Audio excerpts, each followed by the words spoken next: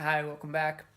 So I just got my Mio Slice in the mail delivered today, and I'm excited to give it a try.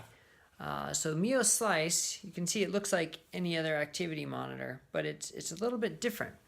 It does measure steps just like any activity monitor does, but it also measures your heart rate, and it has a proprietary software to calculate your PAI points, your personal activity intelligence points.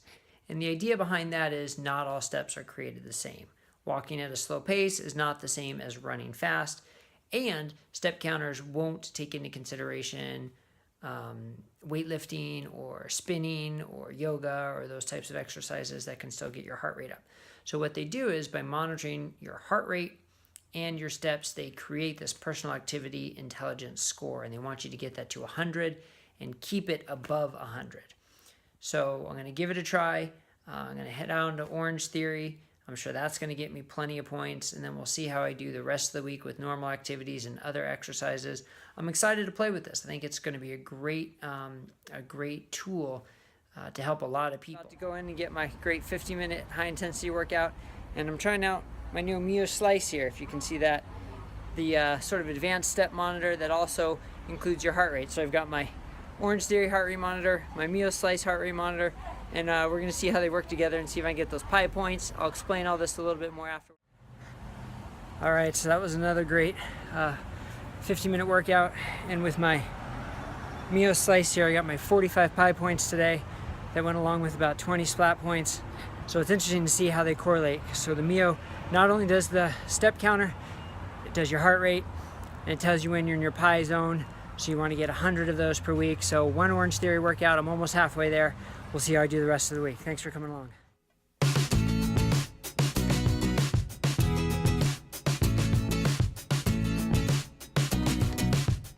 All right, so real good, about 5.5 mile run. I got 56 PAI points, upside down. There you go. 56 PAI points. So, running, Orange Theory, those types of workouts, that's where you're going to get your PAI points.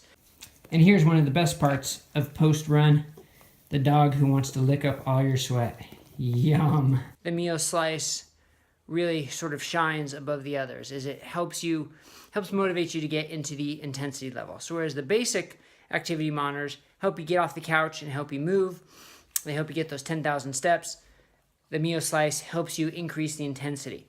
And to be honest, there's nothing magical about 10,000 steps, right? Someone just made that up as a marker, and it caught, and people said 10,000 steps is your goal, but there's no evidence to back that up. And the people at Mio Slice, or Mio Global, who make Mio Slice, they claim they have studies to back up that this 100 PAI points, getting to and maintaining 100 PAI points, is where you really improve your health, your longevity.